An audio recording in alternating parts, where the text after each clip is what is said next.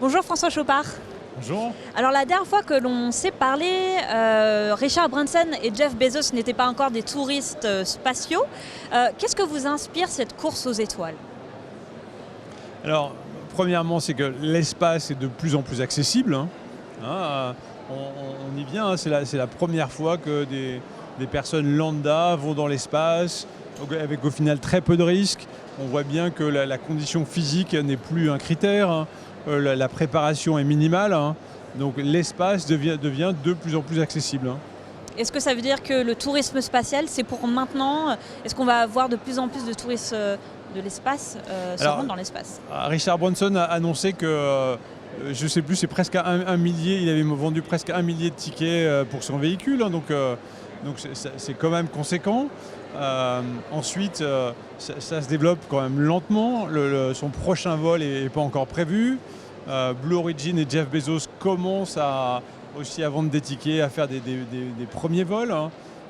SpaceX, honnêtement, est le plus avancé. Ils vont plus loin, plus longtemps, c'est plus automatique. Ils envoient déjà les astronautes dans la station spatiale internationale. Donc ça arrive. Alors, ça reste pour moi une niche, ça reste réservé à une élite, mais c'est une considération de plus en plus actuelle. Alors vous représentez Starburst, un accélérateur spécialisé dans l'aérien, l'aéronautique. J'imagine que les startups que vous accompagnez, ça leur fait rêver. Est-ce qu'ils veulent être le prochain Elon Musk? Alors oui. Elon Musk est un entrepreneur qui fait rêver par à la fois son succès, sa vision. C'est lui qui a fondé SpaceX et Tesla, deux sociétés emblématiques. Et donc tout le monde rêve d'arriver au même succès qu'un entrepreneur comme Elon Musk. Après, tant que personne, ça se discute, mais c'est lui qui a révolutionné le spatial, c'est lui qui fait que aujourd'hui on identifie près de 1000 nouvelles startups spatiales tous les ans.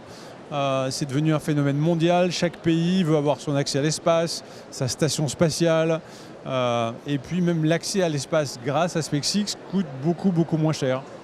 Donc ça fait avancer la science aussi. Ça fait avancer la technologie et effectivement dans une certaine mesure la science.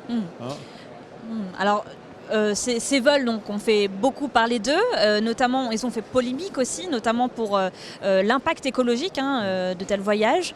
Les startups qui évoluent dans le secteur de l'aérien, de l'aéronautique que vous accompagnez, est-ce qu'il y a aussi cette conscience écologique qui est plus présente lors de développement de leurs produits, de leurs technologies, peut-être plus qu'avant? Alors, les fusées en elles-mêmes sont beaucoup plus propres qu'avant. C'est-à-dire qu'aujourd'hui, on utilise de l'oxygène liquide avec du méthane. Auparavant, on utilisait des poudres ultra toxiques. Enfin, c'est ce qu'utilisent encore certaines fusées, notamment les fusées chinoises. Aujourd'hui, les fusées polluent beaucoup moins. C'est vrai qu'elles polluent pour emmener des touristes dans l'espace, donc on peut se poser la question du but. Néanmoins, ça pollue beaucoup moins que les avions, beaucoup moins que les voitures et beaucoup moins que l'alimentation. Dites-nous, en quoi ça pollue beaucoup moins? Juste en quantité de CO2. La quantité de CO2 émise. Alors, un vol de fusée, les moteurs fonctionnent pendant 2 minutes, donc c'est extrêmement faible. Et puis des fusées, il y a 150 tirs de fusée par an. Donc ça reste quand même très limité. Mais c'est vrai que si on se projette, demain, on envisage qu'il y aura des milliers de personnes qui vivront dans l'espace. Et donc, ce n'est pas 150 tirs de fusée par an, mais c'est 3 à 4 lancements tous les jours. Donc effectivement, c'est un sujet.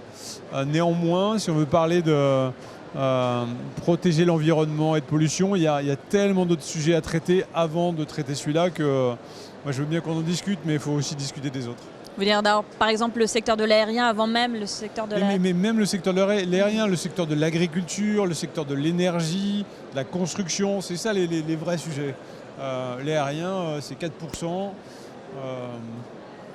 Et l'aérien, en plus, il travaille. On travaille sur les avions à hydrogène, on travaille sur des solutions beaucoup plus respectueuses de l'environnement. Donc, Merci François Chopard. Avec plaisir.